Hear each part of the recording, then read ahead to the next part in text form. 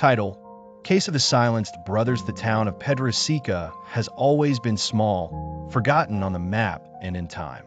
But everyone there knew of the Moonhouse brothers' house, an old mansion nestled on the hill where for decades no one dared to enter, not even the most curious. It was said that the brothers were identical twins, inseparable, and that they spoke only to each other. They did not use common words, but a language of their own murmured through the cracks in the walls during the night, frightening anyone who passed nearby. When the two disappeared, no one was surprised. The strange thing was that the house, even locked, continued to emit sounds. Heavy footsteps, creaking doors, and a dragging melody that came from an old piano, even though it was covered in dust. The local sheriff tried to investigate, but gave up after one night on the property. He left pale, trembling, saying that they do not sleep. The news spread, and the house gained a reputation for being cursed, attracting the brave and scaring away the sensible. Years later, Julia, a young journalism student, decided to write about the case. Ignoring the warnings, she climbed the hill with her camera, notebook, and a flashlight. Upon entering, she felt the air weigh down as if the house breathed moisture and silence. Each step echoed as if the floor protested against her presence. The walls were covered with childish drawings, repeated scribbles of two figures holding hands, always without mouths, as if something had ripped their voices away forever. In the basement, Julia found a diary. The pages were confusing, filled with symbols, but one phrase repeated in trembling letters: "They made us silent forever." Upon touching the paper, she heard a whisper: "You will also learn silence." The flashlight failed. Darkness engulfed everything. Julia felt something touch her shoulder. When she turned, she saw two identical silhouettes in the dim light. Their eyes did not reflect light. They simply stared at her, motionless, as if waiting for something. She ran up the stairs, but the exit door no longer existed. Where there had once been an entrance, there was now only a solid wall. The house had changed. It was molding itself to its new guest. The ticking of a clock began, although there was none nearby. Voices started to echo in the rooms, a mix of childish laughter and muffled cries. Julia hid in an old wardrobe, but upon closing it, she realized she was not alone. Two pairs of small hands held hers. "They want to talk to you," whispered a high-pitched voice close to her ear. The wardrobe door opened by itself, and before her stood the twins, now smiling, but with their mouths sewn shut with black threads, as if fate itself had sealed their lips. Julia tried to scream, but no sound came out. Her throat burned, the air escaped. She ran upstairs, where she found a room filled with old toys. Each doll had its mouth covered with strips of cloth, stained with dried blood. In the center of the room, a wooden box trembled. Upon opening it, she found a recorder. She pressed the play button and heard her own voice asking for help, recorded minutes before, even though she had never touched the device before. Desperate, she searched for any exit. On a shelf, a passage revealed itself.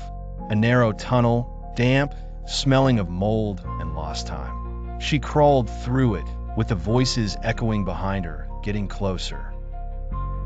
When she finally saw the light outside, dawn was breaking.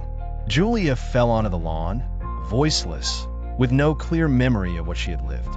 She was found by locals, mute and with the same vacant stare as the twins. Since that day, the house remained silent. But now, every night, three voices murmur within it, and a new figure appears in the drawings on the walls.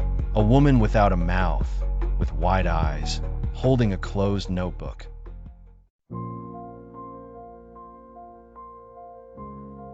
The city of Rosario seemed to be asleep in time. Narrow streets, old mansions, and an uncomfortable silence at night. But what truly haunted its residents was the story of the girl Clara, known as the Dirty Angel. Clara was found in 1963, sitting on the steps of the Central Church, covered in mud and wearing a torn white dress. She had the lightest eyes, brighter than the sky, and a smile that no one ever forgot. But she never uttered a single word. Father Elias took her in. He said it was a divine sign. But soon, strange occurrences began. Crucifixes turned upside down, candles extinguishing by themselves, and children's songs echoing in the early hours, even with no children around. When the old altar boy disappeared, they began to blame Clara. The boy was found in the river, eyes wide open and hands clasped in prayer. Clara merely watched the scene, motionless, dirty as the day she arrived, but without a scratch. The nuns wanted to expel her. They claimed the purity of the place was being corrupted. But the priest insisted that Clara was a divine test. Until one night, he vanished after taking Clara to the confessional. The next day, they found the confessional locked from the inside, empty. On the floor, there were only Clara's muddy footprints, forming a circle. Since then, she has been seen wandering the city, but no one dared to approach. The townsfolk avoided uttering her name. Children were forbidden to play near the church, and gradually, Rosario became empty, overtaken by a feeling that something terrible lurked around every corner. Decades later, Lucas, a researcher of supernatural phenomena, arrived in the city. He heard whispers about the dirty angel and decided to investigate. He found the parish records, with pages torn out and photos burned. Only one image survived: Clara, sitting between two nuns who were now dead. Both had their faces slashed with a knife. Lucas noticed that Clara's eyes seemed to follow him, even on the faded paper. He tucked the photo into his pocket. At night, staying in an abandoned inn, Lucas heard children's laughter. At first, he thought it was the wind, but then the paintings fell from the wall and a whisper spread, "You shouldn't have come." He woke up with his hands covered in mud, and in the bedroom mirror, which had been cleaned hours earlier, there was a phrase written with fingers: "She was never human." Next to it, small footprints led to the closed window. Lucas decided to visit the grave where, according to legend, Clara had been buried after a mysterious fire at the church. Upon arriving at the cemetery, he noticed that the grave was empty, but there were fresh flowers and a child's white dress hanging. He felt a presence behind him. When he turned around, he saw a girl covered in mud, with the same light eyes and unsettling smile. She extended her hand, offering him a doll that looked like it was made of old cloth and human teeth. Lucas tried to run, but the city felt different.